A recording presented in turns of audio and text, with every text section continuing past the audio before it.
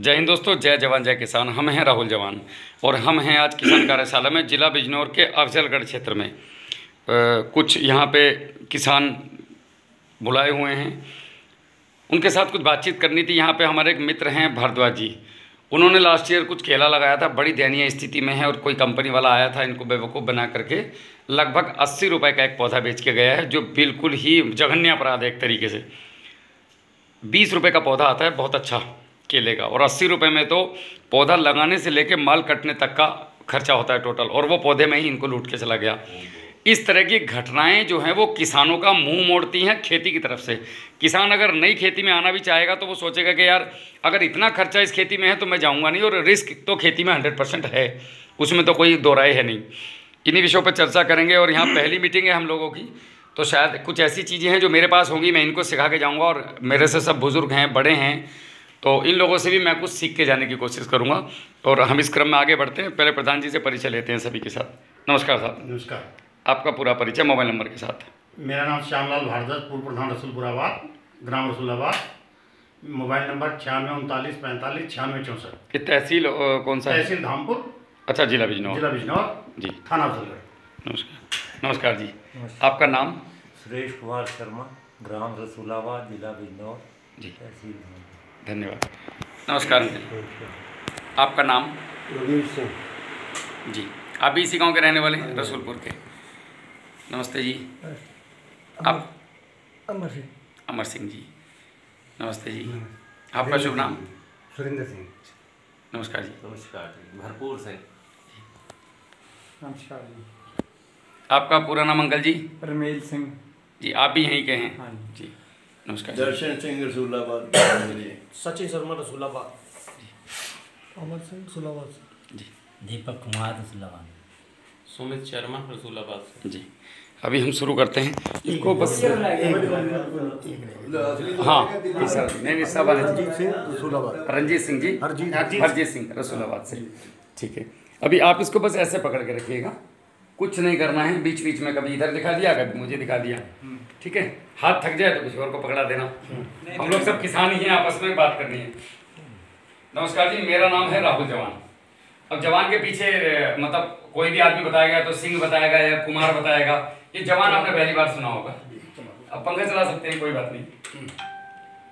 जवान के पीछे का कारण ये है कि 2012 में, मैं 2020 में रिटायर हुआ हूँ और 2002 का मैं भर्ती हूँ। 2012 में जब विदर्भ में आपने सुना होगा, उस समय में बहुत ज़्यादा लोगों ने आत्महत्या की थी। तो मैंने भी एक अखबार में एक लेडीज़ का फोटो देखा, औरत का, उसके साथ में 2 बच्चियाँ रखी हुई थी, आत्महत्या की। जब उसको पढ़ा तो दिल हिल गया। वो मतलब खेती में नुकसान होने के कारण उसका पति इलाज कराने में संभव नहीं था, तो उस औरत ने सोचा मेरे बाद इन बच्चों का क्या होगा, और वो अपने साथ उन दोनों बच्चों को लेकर के उसने आत्महत्या कर दी। मैं खाना खाने गया था, दोपहर का समय था मेस में, तो वो चीज़ पढ़ने के बाद मतलब मन विचलित हुआ। हालांकि फौजी आदमी मन मजबूत है, इतनी जल्दी मौत से घबराता नहीं है, लेकिन वो बच्चियों को देख के मेरे मन में बार बार ये ख्याल था, इन बच्चों की क्या गलती है? ये इनको तो पता भी नहीं होगा जब उनकी मम्मी उनके गले में रस्सी डाल रही हो। इस चीज़ ने साथ दिमाग पर असर डाला बहुत। मन में तो ये आया कि मैं क्या कर सकता हूँ ऐसे किसानों के लिए। अब मैं कर क्या सकता हूँ? जब 12वीं पास फौजी, साधारण से किसान परिवार से निकला हूँ, खेती मेरे को आती नहीं, 16.5 साल का मैं भर्ती हो गया, खेती का ख्याल नहीं पता, लेकिन मन परेशान कि किसान की इतनी बुरी स्थिति देश में अगर है, इसका कारण क्या है? मैंने अपने बॉस से जिक्र किया तो उन्होंने कहा कि ठीक है, पेंशन जाने के बाद किसानों के लिए कुछ अच्छा करो, फिलहाल जो नौकरी कर रहे हो जहाँ हो इसको बेहतर तरीके से करो और सीखो खेती के बारे में। बस आप पहली बार घर गए, खेती के बारे में पूछा घर वालों से, पिताजी से कि खेती कैसे कर रहे हो, क्या तरीका है, और मैं फिर छुट्टी लेकर के गया वहाँ जहाँ ये सब हो रहा था। उन क्षेत्रों में इतना बेहद क्षेत्र था वो कि वहाँ रोडवे भी मुझे 3.5 घंटे में तो रोडवे मिली थी जाने के लिए, और भीड़ इतनी थी कि छत पर बैठ के गया तो तब जाके तो सिर तो अंदर तो सांस नहीं आ रहा था, और लगभग 2.5 किलोमीटर पैदल चल के जाना पड़ा। तो वहाँ पे जब मैं गया तो वो लोग पानी भी टैंकर से मंगा के, गाँव सिंटेक्स रखते हैं, इस टाइप के खेत थे, पठार टाइप के, तो जो पानी दे रहे थे ना वो टैंकर से मंगा के उसमें नलकी लगा करके पर हर पेड़ के पास जाके ऐसे पानी दिया और नलकी खोल दी, पानी दिया और नलकी खोल दी। कितनी मेहनत की, और गैंती से खंगाल के मिट्टी के वो पत्थर निकाल के उन्होंने रख के साइड में खेत के, लकड़ी वाली गाड़ियाँ वो जैसे फिल्मों में दिखाई देती थी, हिंदी फिल्मों में, उस टाइप का। मैं यार भारत में आज भी ये स्थिति है। हाँ, लोग इंटरनेट यूज़ कर रहे हैं, हम लोग कहाँ, हम लोग स्वर्ग में हैं। अगर वहाँ पे आप जाओ, आप बोलोगे यार हम तो 1995 में आ गए, अभी भी इतना डिफरेंस है भारत के अंदर उन आदिवासी और बिहार क्षेत्रों में। तो जब वहाँ गए तो लोगों से बात किया तो पता चला कि उनको जानकारी नहीं है। मतलब मैं कहीं से आया और आपने मुझे बंदूक पकड़ा दी और कह दिया तू आज से फौजी बन गया, अब मैं क्या करूँ, ये रोटी छोड़ दे, अब मैं क्या करूँ, ये कर दे। भाई मुझे ट्रेनिंग तो दो पूरी, लेकिन मेरे को पता ही नहीं है, मैं फौजी बन गया, मुझे फौज के बारे में कुछ ज्ञान ही नहीं है। वो वाली स्थिति उनकी थी, आप लोगों की भी है, हमारी सबकी ये स्थिति है। उनकी खेती और हमारी खेती आज कौन कर रहा है? बाजार। अगर आपकी खेती का पूरा खर्च निकाला जाए तो उसका लगभग 80% आप बाजार में वापस दे के आ रहे हैं, दवाई के रूप में, आने जाने में पेट्रोल फूकता है और आपका वजन करता उसके रूप में, कुल मिला के वो बाजार में वापस आ रहे हैं। अब आप जाते हो तो वो देखते बता रहे सरदार जी नमस्कार, और जूस लेके आया, सरदार जी आए, उस सरदार जी को जूस नहीं पिलाया, उसको पता है मुर्गा आ गया। अब आपने बोला यार वो मेरा ना थोड़ा सा पत्ता पीला पड़ रहा है, अब आप जूस पी कर टाइट हो गए थोड़े, इतना मेरा जूस पिला दिया मेरे को। वो 4 आदमी देखा, सरदार जी तो बड़े आदमी हैं, हमने वो टाइट हो गए थोड़े से। बोला यार तू दे दे पैसे वैसे, चिंता नहीं, तू ला, तू खड़ा, मैं चिंता मत कर। अब उसको तो यही चाहिए। अब आपने बोला जी मेरे गन्ने का पत्ता पीला पड़ रहा है, बस आपने इतना बोलना था। उसने बोला बस सरदार जी चिंता मत करो, नया सामान आया है, रॉकेट आया है, फलाने कमांडो के नाम से भी हरामखोरों ने दवाई निकाल दी। तो वो क्या करेगा बंदा? अब इसमें कोई दवाई वाला होगा तो पूरा मत मानना, जो सत्यता है वही बात कर रहा हूँ, जो मैंने देखा है पिछले 12-14 सालों में। तो वहाँ से सरदार जी मैं आपको बात बीच में छोड़ गया था, मैंने खेती सीखी और सीखते सीखते प्रैक्टिकल बहुत सारे किए, बहुत लोगों ने, अनंत हजारों लोगों से मिला, और मैं लगभग पूरे हिंदुस्तान में घुमा हूँ 28 राज्यों में, बाई रोडवेज और जनरल ट्रेन में धक्के खाते खाते। छुट्टी आता था 10 दिन घर 20 दिन खेतों में, 10 दिन घर 20 दिन महाराष्ट्र, 10 दिन घर 20 दिन केरल। मैंने कोई राज्य नहीं छोड़ा जहाँ पे अच्छी खेती करने वाले किसान नहीं मिले, और मैंने उनसे जाकर सीखा नहीं कि जी मैं सेना से हूँ और मुझे आपके यहाँ पे 4 दिन रहना है, मुझे खेती सिखा दो, आप किस तरीके से खेती कर रहे हो। वो सारा निचोड़ ला करके फिर हमने कैमरे के सामने निकालना शुरू किया। गाँव जाके जैसे आपके साथ बात हो रही है ऐसे चौपाले लगाए और गाँव जाके लोगों को सिखाना शुरू किया।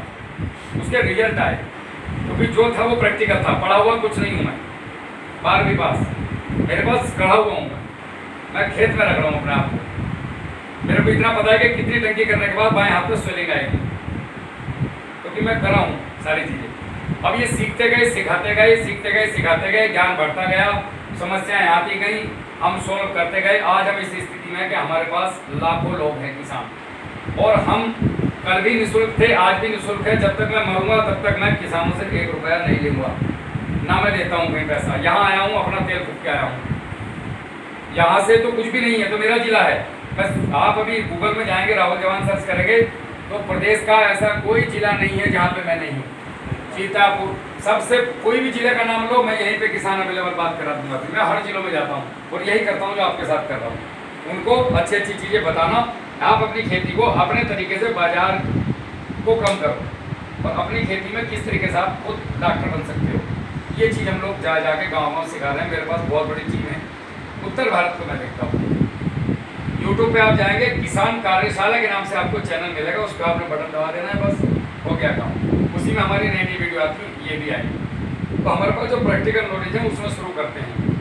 कई समुदाय से जुड़ा मैं तब से अब तक, और कई से अलग हुआ, क्योंकि मेरे मापदंड पे कोई ठिकाना नहीं। हर किसी को पैसा चाहिए, मेरे को किसान चाहिए। जहाँ किसान पैसा आता है वहाँ फौजी आदमी टिकेगा नहीं, क्योंकि मेरे साथ खाली मेरी इज्जत नहीं है, मेरी कास्ट, मैं बाई कास्ट जाट हूँ, मेरी बिरादरी का नाम जुड़ा हुआ है। ये बलजीत सिंह आपके मेरे नाना जी हैं, देखा देखता हूँ मैं। हाँ, तो मेरी इज्जत जुड़ी हुई है मेरी बिरादरी की। दूसरी बात, मेरे क्षेत्र का नाम, तीसरा मैं सेना से हूँ, तो मैं गड़बड़ नहीं कर सकता, थोड़ी सी चाहूँ तो भी नहीं। तो गड़बड़ लोगों से मैं हाथ जोड़ लेता हूँ। कई बार होता है कि 2-3 साल साथ चलते हैं, बाद में नहीं भैया तुम्हारा रास्ता अलग, हमारा अलग। तो ये करते करते आज हम इस स्थिति में आ गए कि हम लोगों को जाके समझा सकते हैं। अब मेन बात आती है बाजार वाली बात आ रही है। हमारी सारी खेती बाजार कर रहा है। अब आपने बोला कि मेरा पत्ता पीला पड़ रहा है। अब मैं आपको एक अभी की कहानी बताता हूँ, मैं दुकान का नाम तो नहीं बताऊँगा।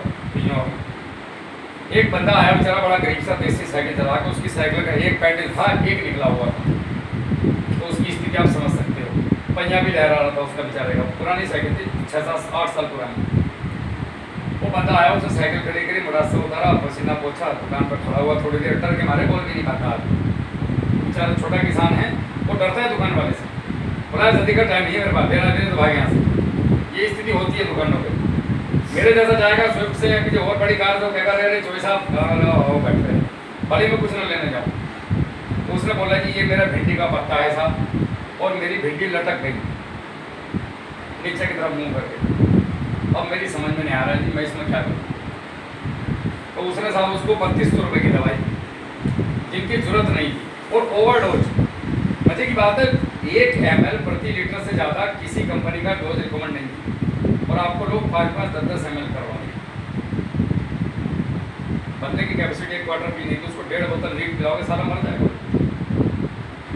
यही हो रहा है, क्योंकि उसको दवाई बेचनी है, उसको कोई लेना देना नहीं कि मेरे घर में कैंसर हो रहा है इससे, या हमारे यहाँ गर्भपात हो रहे हैं महिलाओं को, या बच्चे नहीं पैदा हो रहे हैं औरतों के। ये कि कहाँ से आ रहा है सब? हम ही लोग तो इसके जननी हैं, हम ही लोग तो निकाल के दे रहे हैं खेतों में से मार के, लो बेटा खाओ और तुम मरो। उस बंदे के बाद रुपए उतने थे नहीं, और उन्हें देखा जेब में तो 16-15-16 बचते नहीं। मैं गया था अपनी टंकी का वो नोजल लेने के लिए, ऐसा वाला नीचे वाला। मैं बंदे को साइड में लेके गया, मैं उसको बोला इधर आओ, जितना बोलता हूँ उतना कर लेना घर जाके। बोले जी बताओ क्या करना है? 5 फीट का गड्ढा खोद लेगा खेत में कहीं? बोला हाँ जी खोद लो। नहीं खोद सकता तो साइकिल उठा के जा, इस रास्ते में गड्ढा खुदा हुआ है, वहाँ से मिट्टी ले जा। तो 5 फीट का गड्ढा खोदना है, उसके ऐसे मिट्टी छीननी है, खुरपे से, फावड़े से, जैसे 25 किलो मिट्टी, 200 लीटर पानी में डाल दो 1 एकड़ के लिए, 2 किलो सरसों की खल, 200 ग्राम फिटकरी। गाय भैंस का पेशाब है तो ठीक है, नहीं तो आदमी का भी चलेगा। 4-5 दिन तक खुद ही मूत लो, अपना इकट्ठा कर लो, कैन में खेत में वो डाल लो, वो भी काम करता है। ये मेरा प्रैक्टिकल किया हुआ है। 1 किलो गुड़ ये मिला कर रख दो 24 घंटे। 24 घंटे बाद खेत पर जाओ, आधा किलो गुड़ लेके जाओ, या घर से घोल लो उसको, वापस से उसमें डाल दो, डंडा चलाओ, नीचे बैठने दो। 15 मिनट के बाद डबल कपड़ा रख के छानो और स्प्रे करो।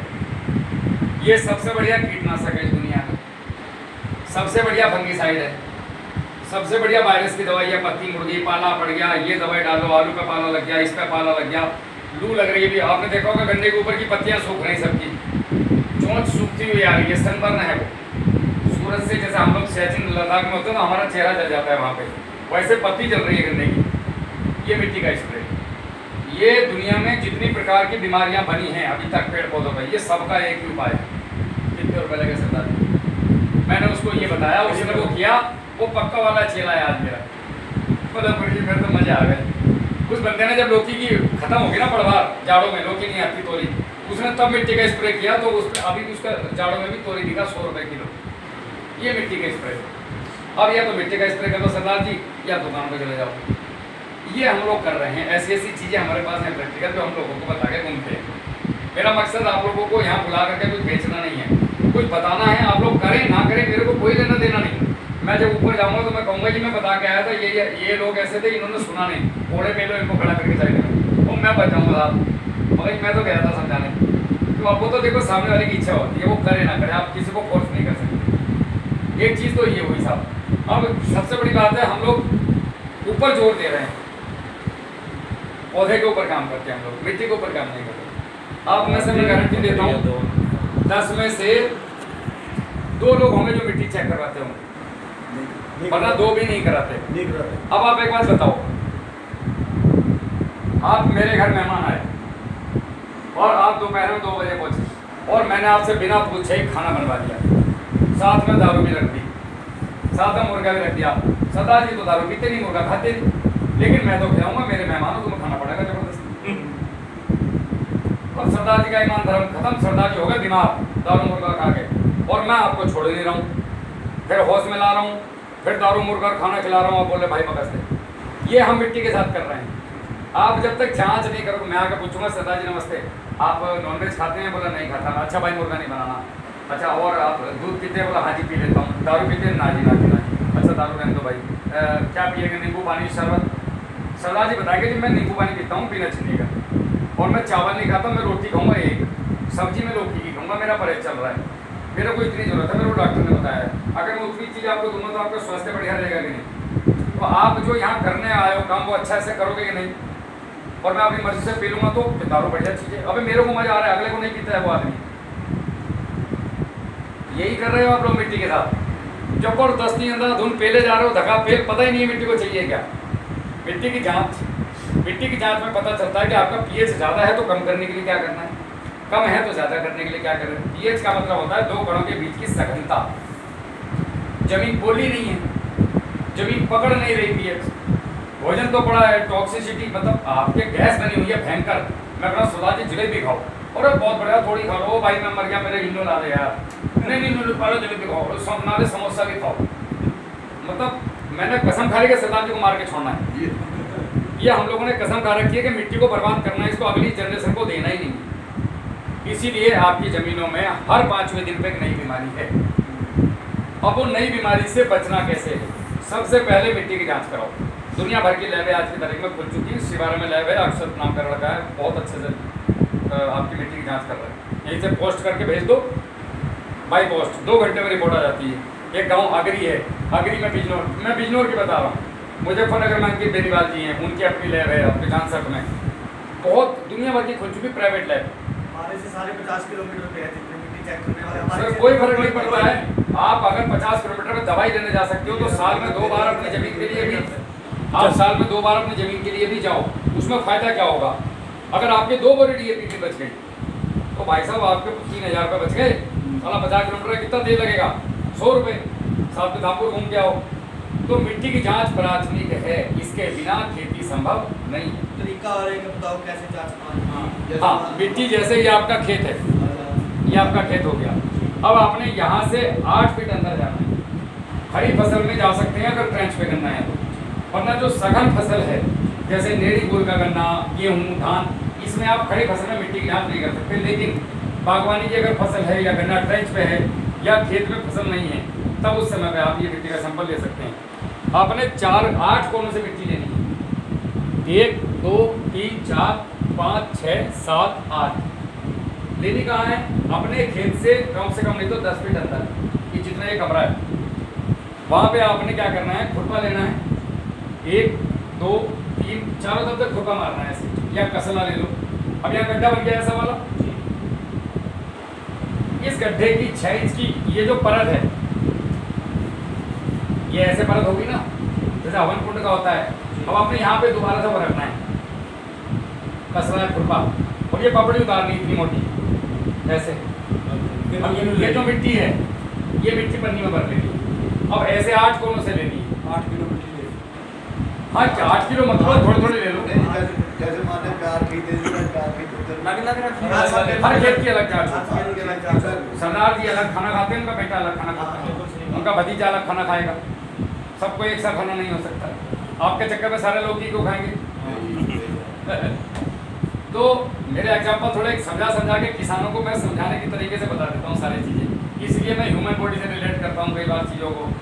जितनी मिट्टी करें, हाँ वो आपने ले ली, लगभग जितनी भी हो जाए, कोई गिनती तो है नहीं, आपके लाखों में आ जाएगी। अब आपने इसको करना है, छाया में थोड़ा सुखाया, इसको आपस में मिला लिया, और मिला करके इसको आधा कैसे करते गए, देखा वो गेहूँ फटकते थे गाँव में, उस टाइप से रोलो तो मोटे मोटे ढेले आ जाएंगे, उनको एक तरफ कर दो, फिर जो मिट्टी आधी रह गई फिर ऐसे आधी करते करते ये मिट्टी इतनी रह जाएगी।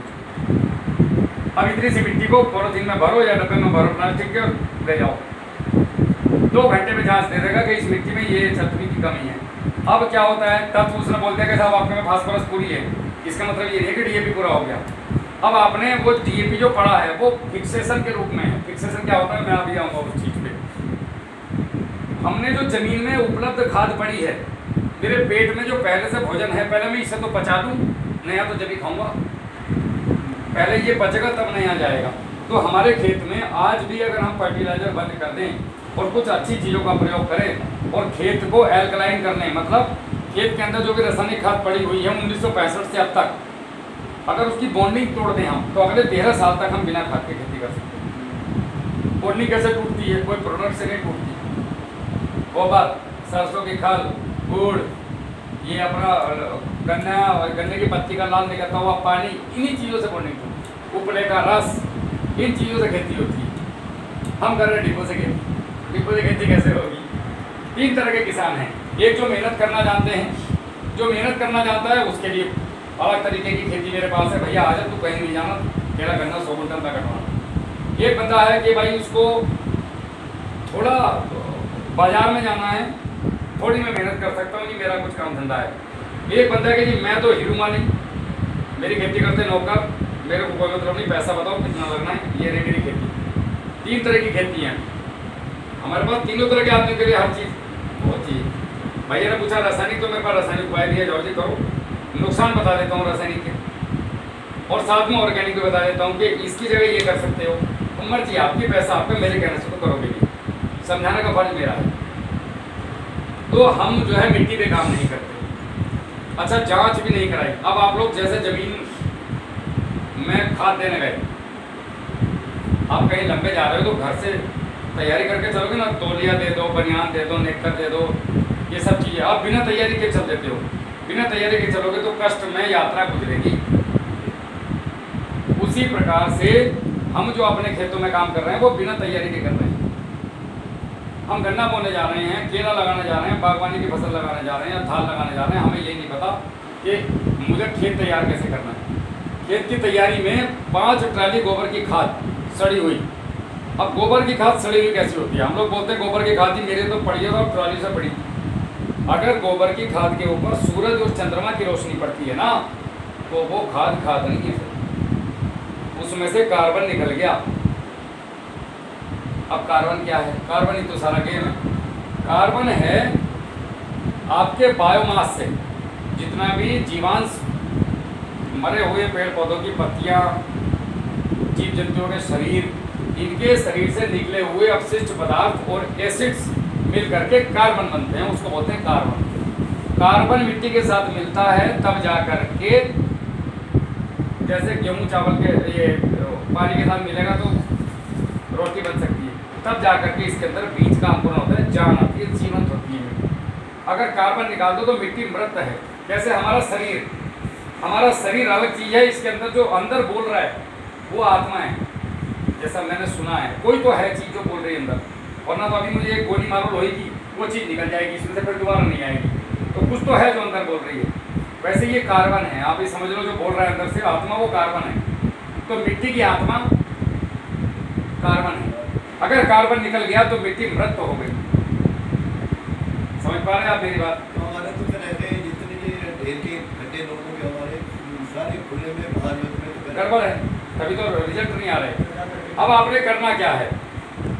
आपकी जो कुड़ी है उसको चाहे तो आप खेत पे बनाएं, चाहे बाहर बनाएं, एक बार आपने पैसा खर्च करना है। 4 बांस खरीद के लाने हैं, 4 बांस के ऊपर फिर 4 बांस रखने हैं और उसके ऊपर पॉलीथीन डाल देनी है कुड़ी के ऊपर, मतलब उसको छायादार बना दो एक बार। ज़्यादा से ज़्यादा 2000 का खर्च। हर साल भी टूटेगा तो भी 2000 रुपये को बड़ी चीज़ नहीं होती किसान के लिए। छान डाल दो, बोले की पत्ती, गन्ने की पत्ती आती है, उसका छान बना दो, कुल मिला के छाया में रहना चाहिए आपका गोबर। अब आपके गोबर के ऊपर या तो आप वेस्ट डिकम्पोजर चलाओ। अब डिकम्पोजर क्या है?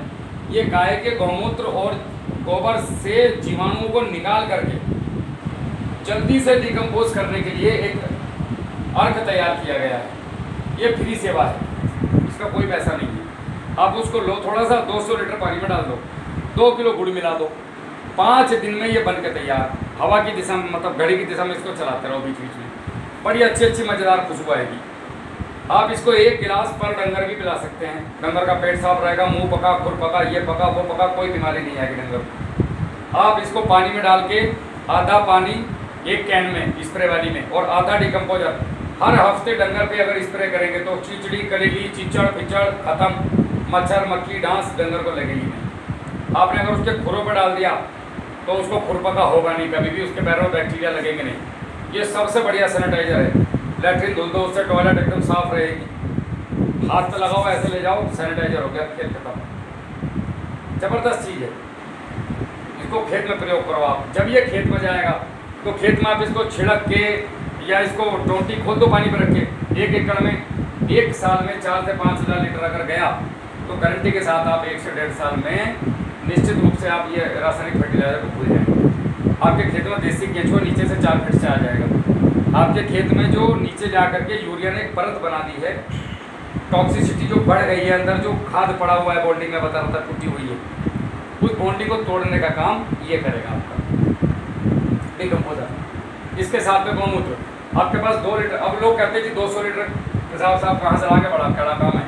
आप केवल 2 लीटर ले लो गौमूत्र, उसको 200 लीटर पानी में डाल दो, कोई भी चलेगा, पेशाब होना चाहिए, बंदा भी कर सकता, हाँ कैसा भी चलेगा। आपने 2 लीटर डाल दिया, अब आपने उसके अंदर 2 किलो गुड़ डाल दिया, तो 5 दिन में ये भी ऐसे ही 200 लीटर पेशाब तैयार है। अब आप इसको चाहे तो गोबर की खाद के ऊपर छिड़के, चाहे खेत में चलाएं, ये ज़बरदस्त रिजल्ट देगा। स्प्रे भी कर सकते हैं। दूसरी बात, जो डिकम्पोजर आपने बनाया था, रोज आप जितना भी गोबर की खाद डाल रहे हैं ले जाके बुग्गी में तो लेके जाते होंगे घर से, उसके ऊपर जाके 2 बाल्टी डिकम्पोजर छिड़क दो मक्के से। 1.5 महीने में 45 दिन में चाय पत्ती बना देगा उस कुड़ी की। चाय पत्ती ऐसे ढिम्मे नहीं आएंगे कि फावड़ा मारा तो इतना बड़ा ढिम्मा आ रहा है निकल के, जो खून कैसे, तो आपको ढिम्मा का ढिम्मा ही खेत में डालोगे, हरो काट देगी ना, चाय पत्ती जैसा बिखरेगा वो, जैसे वर्मी कंपोस्ट होता है, और खेतों में केचुए हो जाएंगे आपके। इतनी ज़बरदस्त चीज़ है वेस्ट डिकम्पोजर। मैं देके जाऊँगा, मेरी गाड़ी में रखी बोतल, एक बोतल देके जाऊँगा आप लोगों को। उसको एक आदमी बना लो कोई, और फिर उसको दुनिया में बांट सकते हो। जैसे वो पहले आते थे, अभी बोतल भी आ रही है, ओरिजिनल है मेरे पास चंद्रा जी वाला, वो मैं आप लोगों को देके जाऊँगा। आप एक आदमी कोई बना लेना 200 लीटर, फिर वो आप पूरी जहान को बांट सकते हो। 1 चम्मच भी डाल दिया ना 200 लीटर में, और 2 किलो वो डाल दिया, वो 1 चम्मच से बन जाएगा, 2 बूंद से भी बन जाता है, 2 इतनी ताकत है उसके अंदर। खत्म नहीं करना बस, जो कटे और बाकी फिर पानी पा दो, फिर वो तैयार है। वो जीवन भर खत्म नहीं होगा, कलर बदलता रहेगा उसका। कोशिश करो कि उसमें गंदगी ना जाए, कीड़े मकोड़े जाएंगे तो वही भी मल्टीपल होंगे उनकी, जो उनके अंदर जहर है, तो उसके ऊपर एक जालीदार कपड़ा या कोई कपड़ा बांध के रखे हमेशा अपना। ये काम आप लोग करो तो अपने 5 ट्राली गोबर की खाद डालनी है, ऐसी वाली बनी, कोई बड़ा काम थोड़ी ना है, 2 मक्के तो छिड़कने हैं। उसके साथ में 1 कुंटल चूना बिना बुझा डेले वाला। अब डेले वाला फेंकेंगे कैसे, उसको घर लेके आओ, नीचे डालो,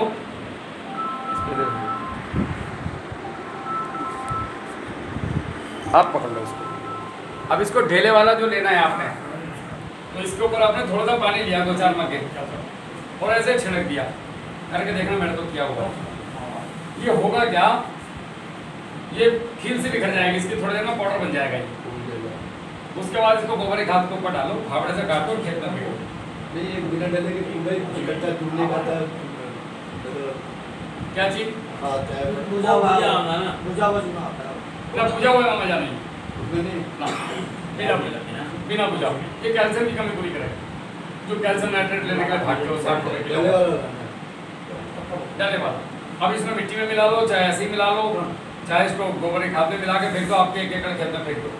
30 किलो गेहूँ, हाँ 20 किलो मोटा नमक साधारण वाला, ठीक है, 2-3 किलो फिटकरी, ये सब चीज़ें मिला करके और 1 एकड़ खेत में बिखेर के गोबर की खाद के साथ, और आप जुताई कर दो, और फिर इसको पानी दे दो, फिर जुताई कर दो। और हरी खाद बो, हरी खाद में भी आपने 9 तरह की चीज़ें बोली हैं।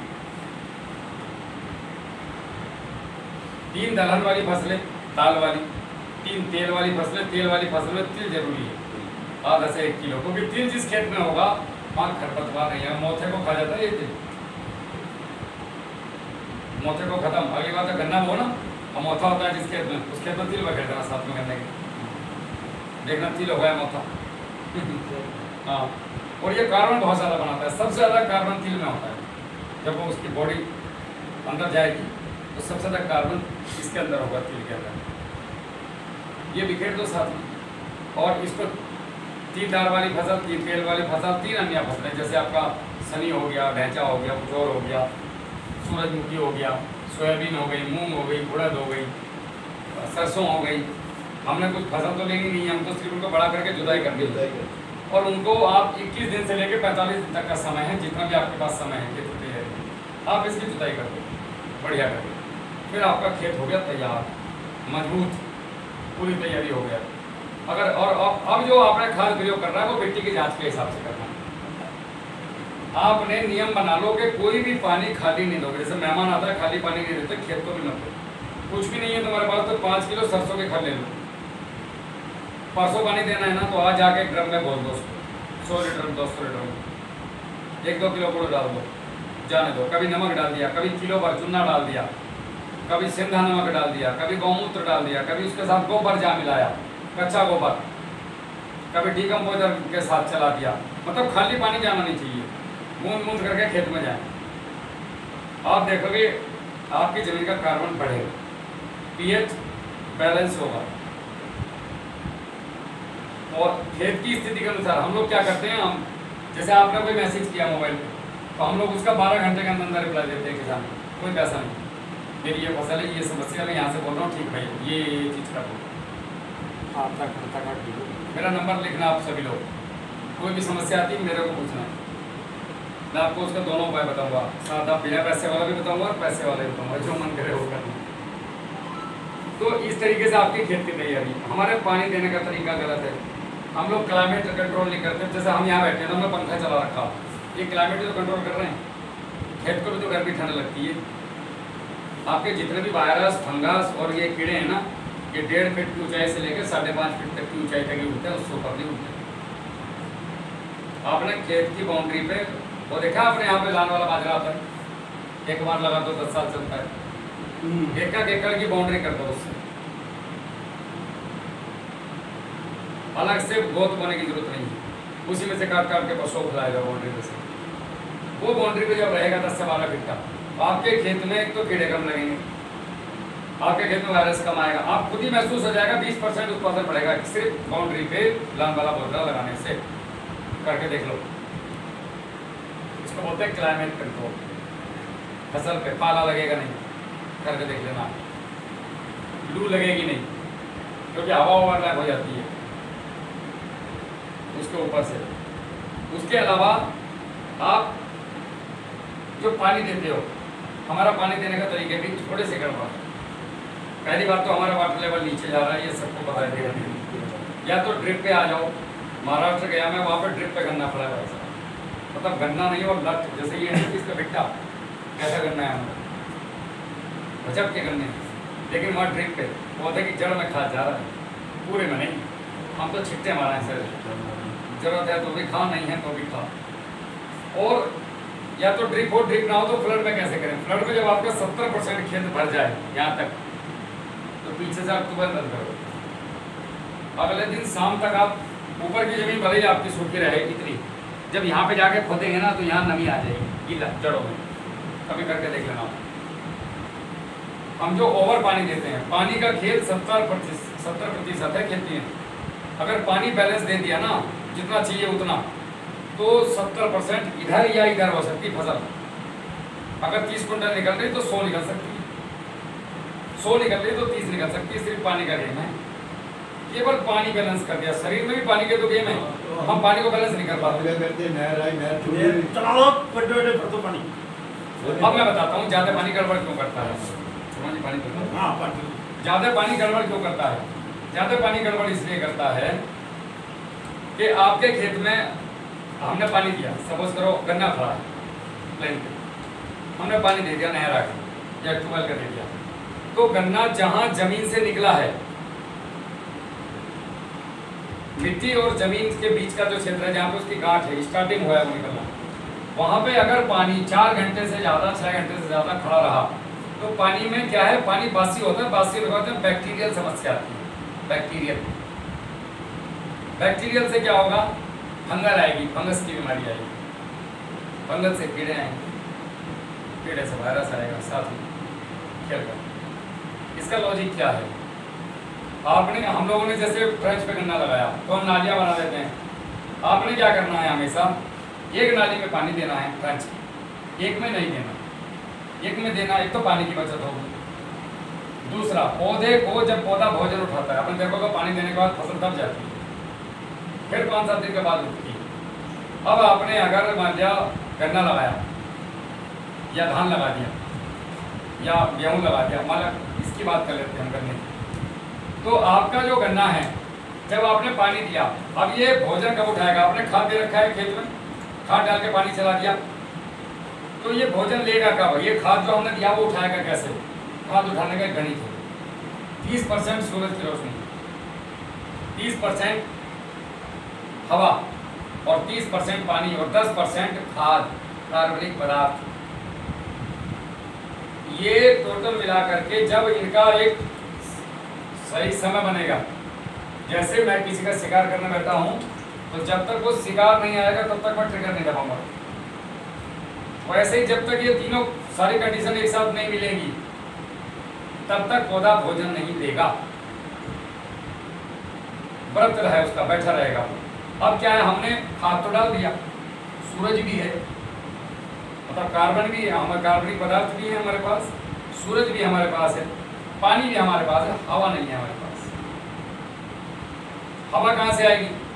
पौधा भोजन तब उठाता है जब जमीन का 70% पानी वाष्प बन के हवा में उड़ जाता है या जमीन में लीच हो जाता है। बचे हुए 30% पानी को पौधा पानी के रूप में ग्रहण करता है। जब ये 30% पानी जो दो कणों के बीच में फंसा हुआ है, जब ये भाप बन के उड़ेगा, इस उड़ते हुए भाप बन के उड़ते पानी को रेशे जो होंगे जड़ के, वो बारीक रेशे होते हैं, वो इसको भाप बन के जो उड़ता है इसको पानी को खींचते हैं, इसके साथ में भोजन लेते हैं। ये कंडीशन कितने दिन बाद बनेगी? आपकी मिट्टी में 7 दिन के बाद, 6 दिन के बाद। इसको क्या बोलते हैं? जब आपने मिट्टी खेत में गए उठाई, ऐसे ली तो लड्डू बन गया और ऐसा लड्डू छोड़ा तो टूट गया, वो कंडीशन में पौधा भोजन लेता है। वो कंडीशन कब बनेगी? उसको बोलते हैं वापसा कंडीशन, 7 दिन के बाद। तो 7 दिन तक आपके पौधे ने भोजन नहीं लिया, तो उसने किया क्या? पानी भी तो मिला है। उसने किया क्या 7 दिन तक?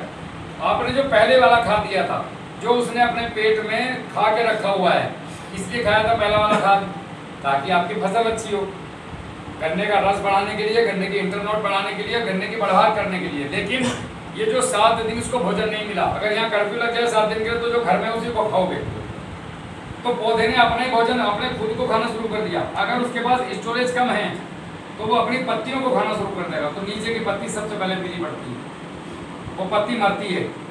और आप लॉजिक समझते नहीं, दुकान पर भाग जाते हो पत्ती पीली पड़ने में, जो दवाई दे दे।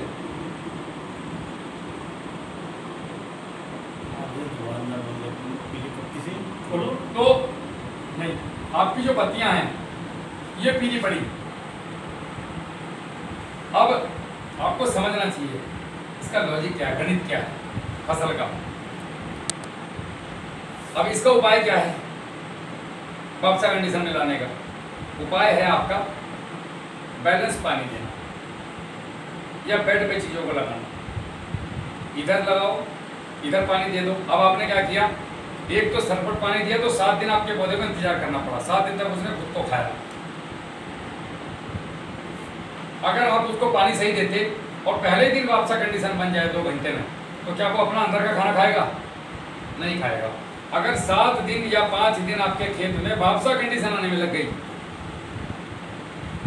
आप सोचो 1 साल में कितने पानी देते हो आप लोग? 15, 10, लगभग 10-15 पानी देते हो। मेरे यहाँ पे 7 पानी लगते हैं महीने में, 7 बिजलियों के पास 7 पानी। हर चौथे दिन पानी चाहिए, नहीं तो खत्म कहानी, रेत है पूरा।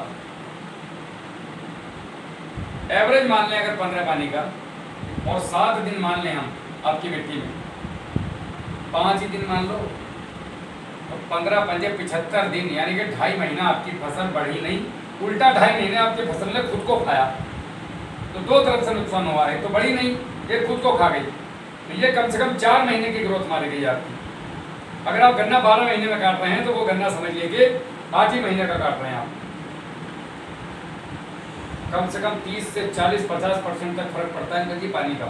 अब आपने अगर पानी इधर दिया और इधर नहीं दिया, तो इधर अगर आपने पानी दे दिया, ये डोल बना दी, इस मतलब जब मिट्टी चढ़ाते हैं गन्ने पे, तो एक दोनों तरफ डोल बन गई, गन्ना ऐसा लगेगा कि डोल पे खड़ा है।